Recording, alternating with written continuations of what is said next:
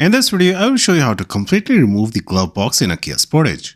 First, open the glove box and remove all items inside. This ensures nothing gets in the way or falls out during the removal process. Remove these toppers inside the glove box by twisting it counterclockwise.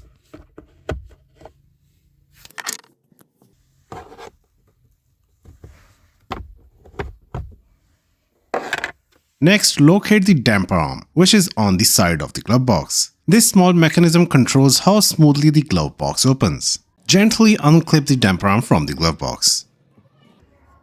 The glove box should tilt downward and become loose. At this point, you can change the cabin air filter, which is hidden behind this access door.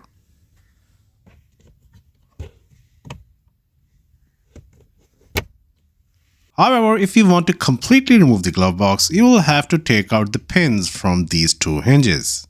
It's simple, just push the end of the pin and it will slide out.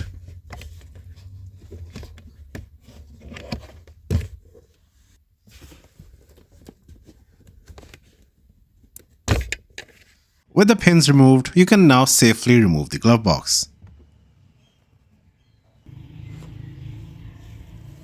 To reinstall the glove box, simply follow the steps in reverse order. Align the glove box hinges, then insert the pins.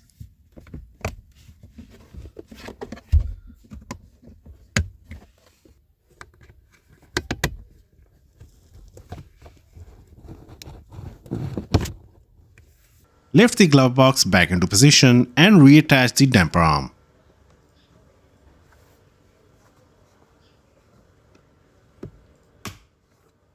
Reinstall these toppers by twisting them in the clockwise direction.